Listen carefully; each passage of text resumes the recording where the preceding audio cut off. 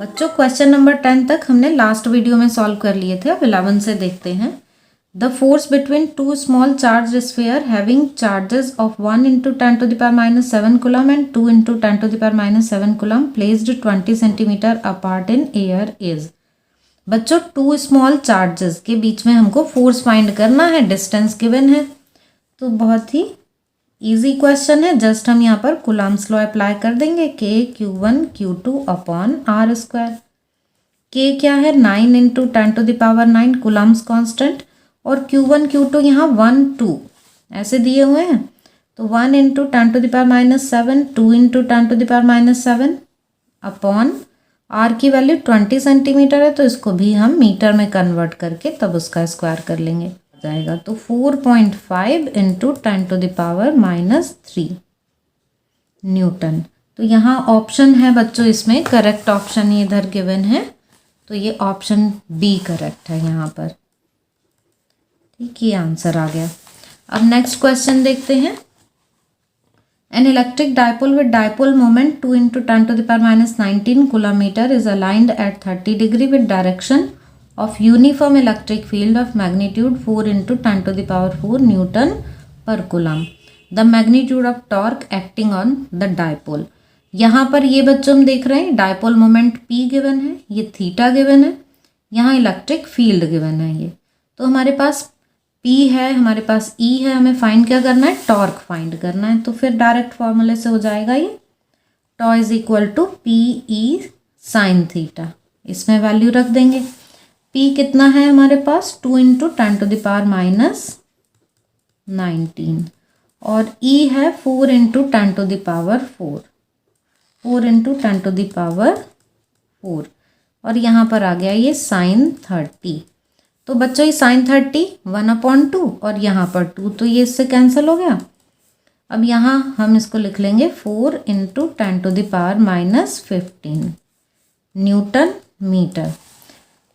बच्चों यहाँ ऑप्शन में 4 into 10 to the power minus 5 ये गिवन है, तो ये यहाँ पर थोड़ी प्रिंटिंग मिस्टेक है कि इसको या तो 15 होना चाहिए या यहाँ पर ये पावर माइनस 9 होनी चाहिए। ठीक है, तो हम इसमें ये डी ऑप्शन को हम करेक्ट मान लेते हैं कि यहाँ पर करेक्शन है। ओके, या तो यहाँ करेक्शन होगा या फिर यहाँ करेक्शन होगा। तो ये हो गया 12। अब देखते हैं 13। A charge of 10 microcoulomb is placed at the center of hemisphere of radius r is equal to 10 centimeter as shown. The electric flux through the hemisphere in mks unit is. बच्चों एक ये हेमिस्फीयर है, इसके यहाँ centre पर charge रखा हुआ है, तो हमको बताना है फ्लक्स। फ्लक्स का फॉर्मूला क्या होता है, phi is equal to q upon epsilon naught, और ये एनक्लोज्ड चार्ज जो है ये वो होता है।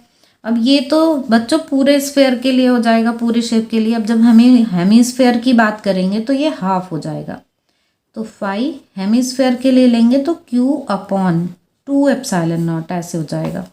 अब चार्ज यहाँ पर कितना गिवन है 10 माइक्रोकूलम, तो 10 into 10 to the power minus 6 coulomb convert कर लिया हमने, और यहाँ ये 2 एप्सिलॉन नॉट की value 8.86 into 10 to the power minus 12। तो अब यहाँ पर देखें हम तो ये यहाँ हो गया 5। अब 5 अपॉन 8.86 और यहाँ ये पावर ऊपर आके +12 हो जाएगी, तो यहाँ इंटू +6 आएगा। यहाँ ऑप्शन में बच्चों हम देख सकते हैं सारी पावर्स में ये 5 है, ये है ना 10 टू द पावर 5 है सारे ऑप्शन में। तो हम यहाँ पे भी ऐसा करते हैं 50 इंटू 10 टू द पावर 5 ऐसे लिख लेते हैं।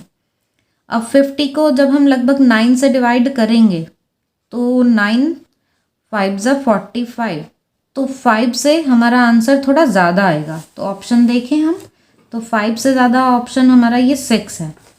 ठीक, तो ये नियरली इक्वल बच्चों, यहाँ पे इसको हम 6 इंटू 10 टू द पावर 5 ऐसे लिख देंगे। ठीक है, ये है यहाँ पर हमको इसमें बोला है कि MKS यूनिट में हो तो MKS यूनिट में ये आ जाएगा यहाँ पर। तो ये ऑप्शन हमारा करेक्ट आ गया इसमें सी। इसको बच्चों आप दूसरे फॉर्मूले से भी कर सकते हैं, phi is equal to E into A से भी कर सकते हैं। इसको आप लिख सकते हैं के क्यू अपॉन आर स्क्वायर, और इसको यहाँ स्फेयर का सरफेस एरिया 4 पाई r स्क्वायर, हेमिस्फेयर है तो अपॉन 2 कर देंगे। तो ये कैंसिल हो जाएंगे यहाँ पर ये। अब इन तीनों की जो मल्टीप्लिकेशन होगी, ठीक है, के क्यू इंटू 2 पाई, तो ये भी हमारी इसी के अबाउट आती है, 6 इंटू 10⁵ के अबाउट आती, तो फिर आंसर हमारा यही आ जाता है।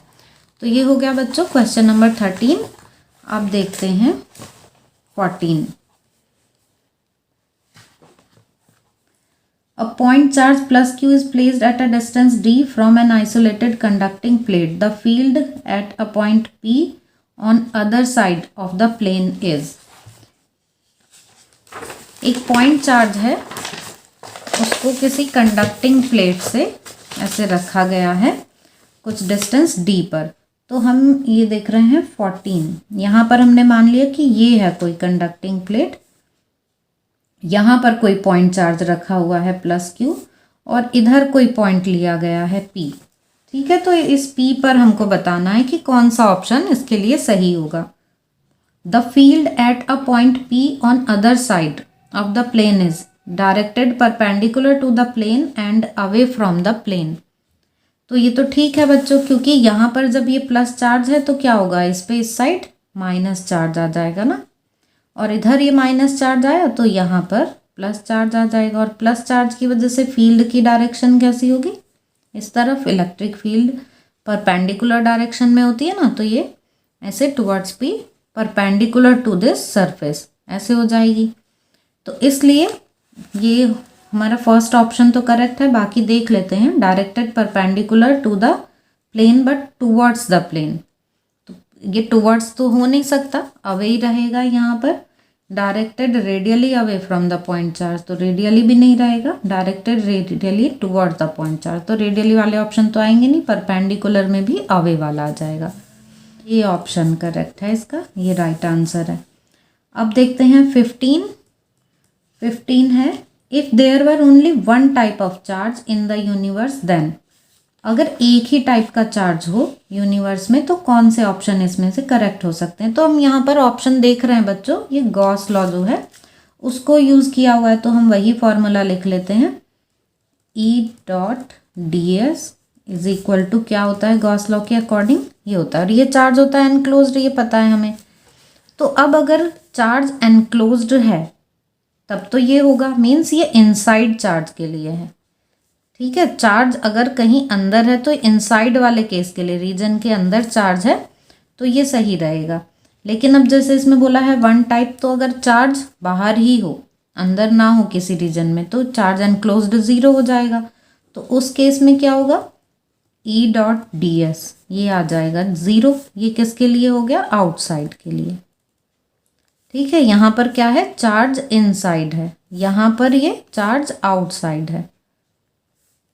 तो इन केसेस में हम ऐसे लिख सकते हैं कि ये दोनों करेक्ट हैं। तो अब यहाँ ऑप्शन देखें हम, तो डी ऑप्शन है, b and c are correct. तो बी यहाँ 0 के लिए है, सी यही है, ये बिल्कुल ठीक है। तो यहाँ पर ऑप्शन डी करेक्ट आ गया ये। अब देखते हैं 16 question number, what will happen when we rub a glass rod with silk cloth. बच्चों जब ग्लास रॉड को सिल्क क्लॉथ के साथ रब करते हैं तो ग्लास रॉड पर पॉजिटिव चार्ज आता है, सिल्क क्लॉथ पर नेगेटिव चार्ज आता है। अब यहाँ हम ऑप्शन में से देख लेते हैं, some of electrons from the glass rod are transfer to the silk cloth. सही बात है, इलेक्ट्रॉन ट्रांसफर होते हैं, ठीक है। तो ग्लास रॉड से इलेक्ट्रॉन चलेंगे तभी तो उस पर पॉजिटिव चार्ज आएगा। The glass rod get positive charge and silk cloth gets negatively charge. तो करेक्ट है, जब इससे इलेक्ट्रॉन्स चले गए ग्लास रॉड से तो इस पर कैसा चार्ज आ गया, पॉजिटिव। किस पर गए, सिल्क क्लॉथ पर, तो इस पर कैसा चार्ज आ गया, नेगेटिव। तो ये दोनों ही ऑप्शन करेक्ट हैं। न्यू चार्ज इज क्रिएटेड, कोई न्यू चार्ज तो नहीं क्रिएट हो रहा है। Both a and b are correct, हाँ तो ये ठीक है। तो इसमें डी ऑप्शन करेक्ट आ जाएगा। अब देखते हैं 17, 3 charges 1 microcoulomb, 1 microcoulomb and 2 microcoulomb are kept at vertices of A, B and C of an equilateral triangle ABC of side 10 cm respectively. The resultant force on charge C is। तो यहाँ पर बच्चों हमको इसमें ऐसे इक्विलेटरल ट्रायंगल ये दिया हुआ है और इसके नाम सपोज हम ये A, B, C ऐसे मान ले रहे हैं, यहाँ पर 1 माइक्रोकूलम है, यहाँ पर भी 1 माइक्रोकूलम है और यहाँ पर भी, यहाँ पे 2 माइक्रोकूलम है। तो अब हमें C पर बताना है फोर्स। तो अब ये भी फोर्स लगा रहा है, ये भी फोर्स लगा रहा है, तो प्रिंसिपल ऑफ सुपरपोजिशन यूज करेंगे। मीन्स अब C पर जो फोर्स है इन दोनों के फोर्सेस के वेक्टर सम के इक्वल होगा। ये इसको रिपेल करेगा, इस डायरेक्शन में फोर्स लगाएगा, ये भी रिपेल करेगा, इस डायरेक्शन में फोर्स लगाएगा। इसको हम मान लेते हैं कि ये फोर्स FB है, B ने लगाई है C पर, और ये फोर्स मान लेते हैं FA है, A ने लगाई है C पर। तो अब हमें इन दोनों का रिजल्टेंट चाहिए यहाँ पर। बच्चों मैग्नीट्यूड वाइज तो ये दोनों सेम ही होंगे, क्योंकि चार्जेस भी सेम है और डिस्टेंस भी सेम है। जितने चार्जेस का मल्टीप्लिकेशन यहाँ है उतना ही यहाँ पर है, जो डिस्टेंस यहाँ है वही यहाँ पर इक्विलेटरल ट्रायंगल बोला है, तो इनके मैग्नीट्यूड्स जो हैं वो तो सेम ही हैं। और इसको हम लिख लेते हैं सिंपली कि ये F है।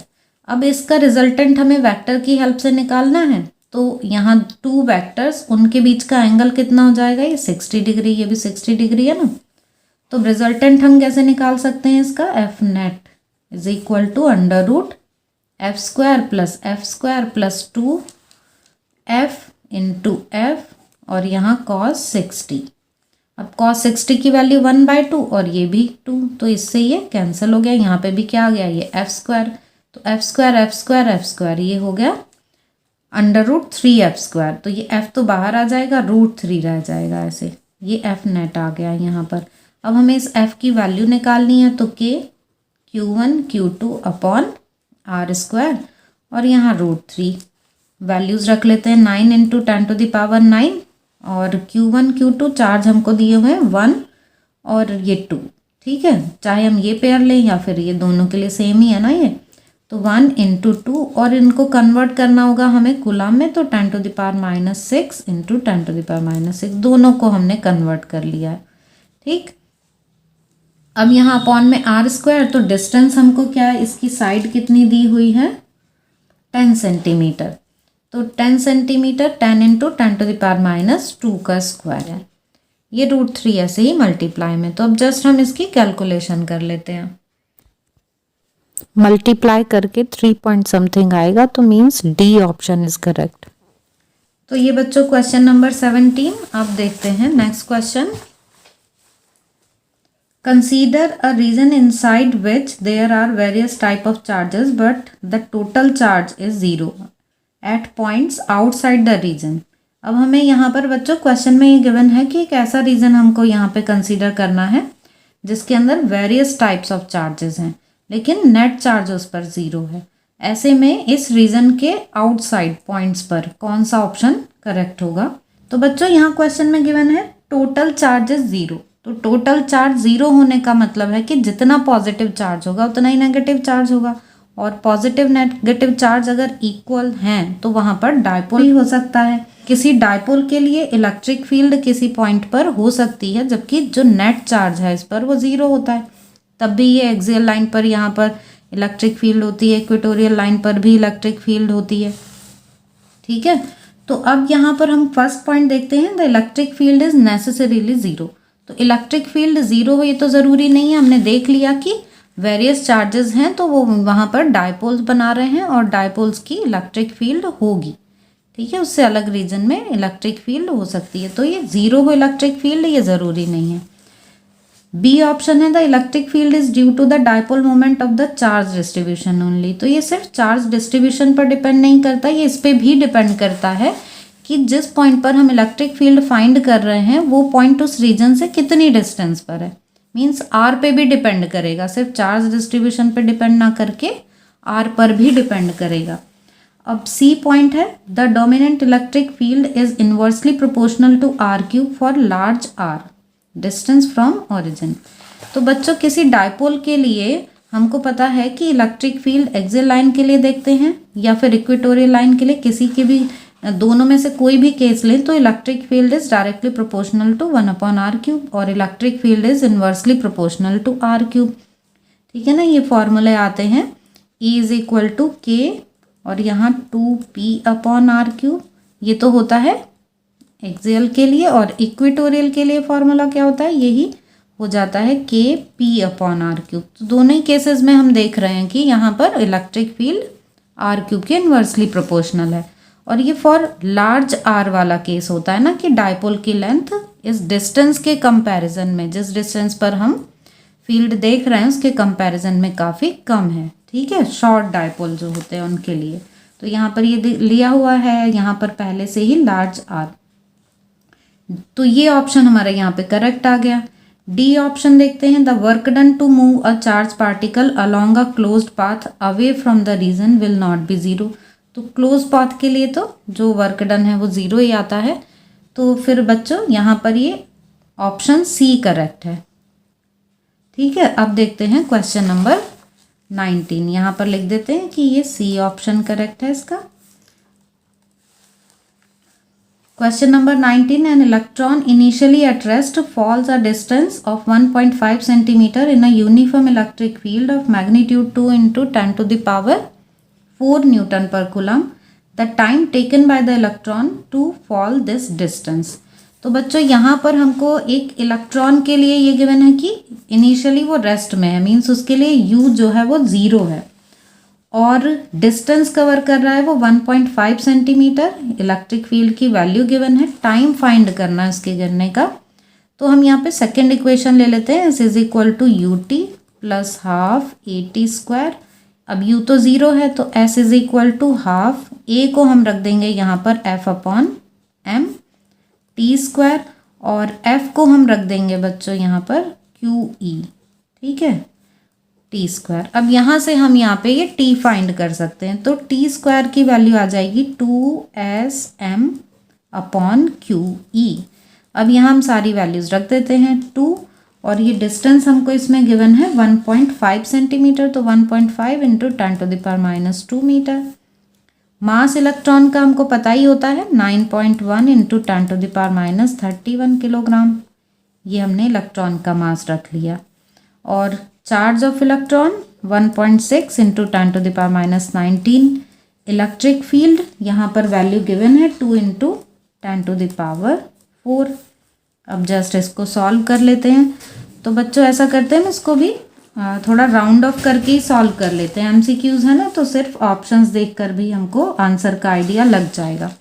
तो जैसे ये 1.5 है, ये 1.6 है, तो हम इनको ऐसे मान लेते हैं कि नियरली हमने ये कैंसिल कर दिए हैं। इधर ये 2 से 2 कैंसिल हो ही गया, तो वैल्यू जो है ये हमारी नियर अबाउट ऐसे ही बच जाती है। फिर ये 9.1 वाली सपोज बच गई। पावर्स देख लेते हैं, पावर कितनी यहाँ पर बचती हैं, ये -2 और ये तो ये हो गई -33। तो ये 33 आ गई यहाँ पर। और यहाँ नीचे हम पावर देखें तो ये -15 आ जाएगा ना, -15 ऊपर जाएगा तो ये +15 आ जाएगा। तो इस तरह से ये वैल्यू हमारी 9.1 इंटू 10 टू द पावर 18 ये पावर आ जाती है यहाँ पर। अब ये है टी स्क्वायर की वैल्यू, तो टी की वैल्यू क्या आ जाएगी 3 इंटू 10 टू द पावर -9। अब हम ऑप्शन देख लेते हैं यहाँ पर कि कौन सा ऑप्शन है इसमें। तो बच्चों ये जो डी ऑप्शन है 2.9 इंटू 10 टू द पावर -9, तो ये हमारे आंसर के यहाँ पर काफ़ी क्लोज है। तो मीन्स ये जो है आंसर हमारा, ये सी को हम लिख लेते हैं कि ये 2.9 ही आ जाएगा। हम करेक्ट कैलकुलेशन करेंगे यहाँ पर तो ऑप्शन डी करेक्ट आ जाएगा ये। ठीक है, तो बच्चों ये हो गया क्वेश्चन नंबर 19। अब देखते हैं 20। If surface integral of electric field is equal to 0 over a surface, then electric field inside the surface and on it is 0। तो बच्चों ये यहाँ पर हमको बोला है सरफेस इंटीग्रल जो इलेक्ट्रिक फील्ड का 0 है। इस साइड क्या आता है Q/ε0।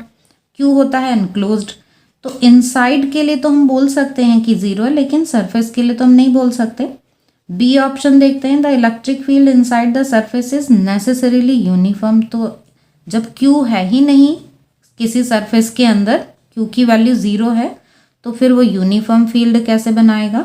तो फील्ड भी 0 ही होगी वहाँ पर, तो ये ऑप्शन भी नहीं करेक्ट होगा। All charges must necessarily B outside the surface. तो ये पॉइंट ठीक है कि जो हमारा एनक्लोज्ड सरफेस है, उसके अंदर कोई चार्ज ही ना हो, सारे चार्ज कहाँ हो, बाहर हो। तो ये ऑप्शन करेक्ट है, डी ऑल ऑफ दिस। तो ये भी इनकरेक्ट है क्योंकि सिर्फ सी ऑप्शन करेक्ट है।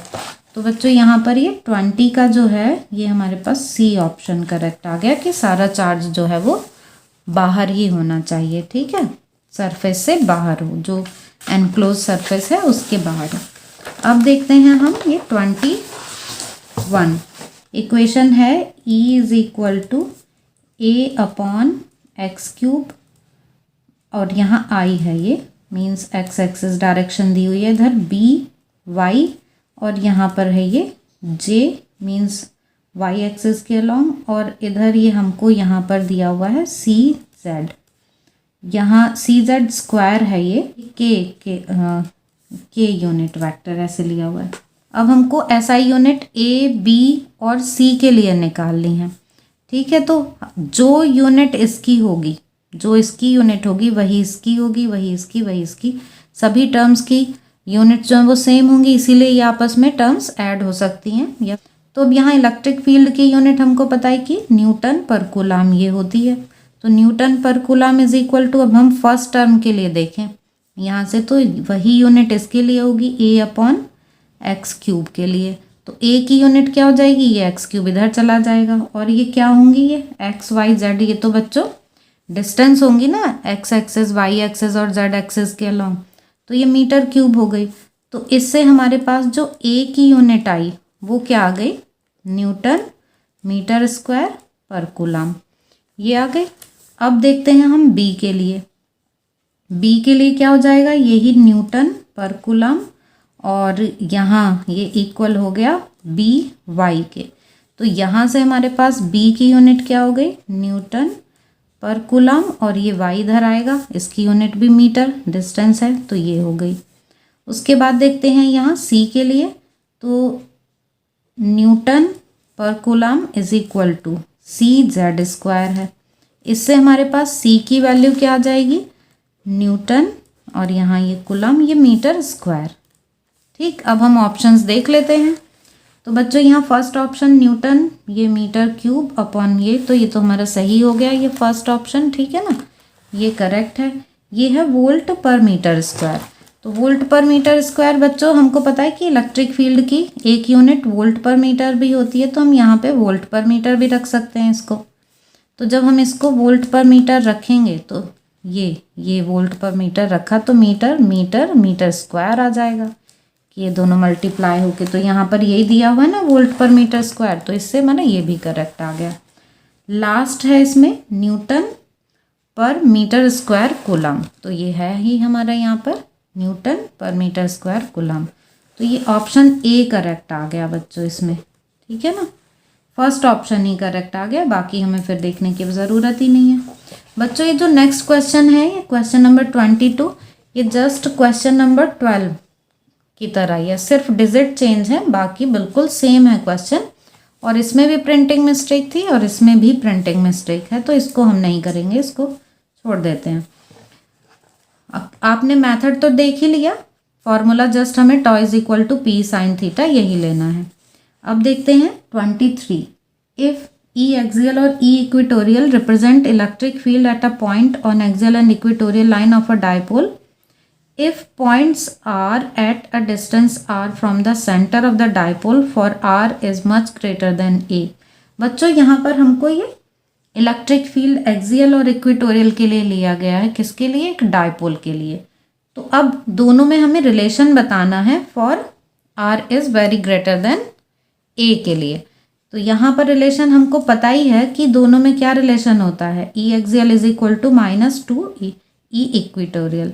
मीन्स जो नेट इलेक्ट्रिक फील्ड आती है किसी डाइपोल के लिए एक्सियल लाइन पर, वो 2 टाइम्स होती है मैग्नीट्यूड में इक्वेटोरियल लाइन पर जो नेट इलेक्ट्रिक फील्ड होगी उसके, और डायरेक्शन दोनों की अपोजिट होती है। तो इसमें बच्चों ये डायरेक्ट हम तो फॉर्मूले से ही, इसको फॉर्मूले देख के ही वेक्टर फॉर्म में आंसर बता सकते हैं। तो 23 का आ गया ये सी ऑप्शन करेक्ट, ठीक है। अब देखते हैं 24,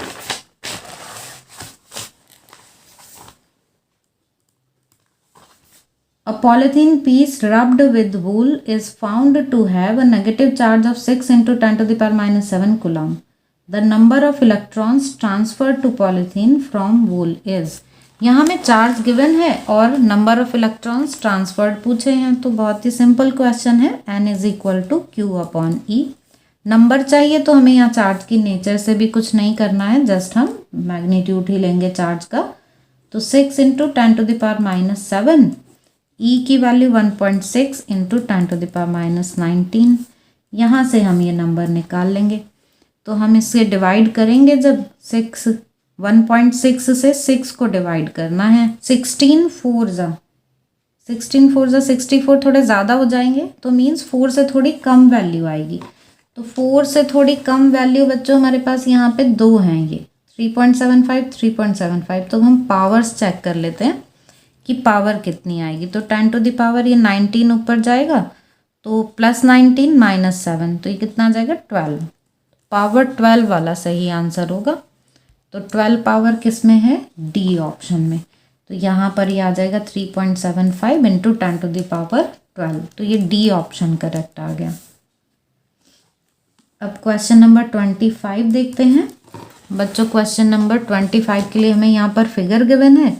electric field components in a given figure Ex is equal to alpha x power 1/2, Ey is equal to Ez is equal to 0, in which alpha is equal to 800 Newton per coulomb meter power minus 1/2।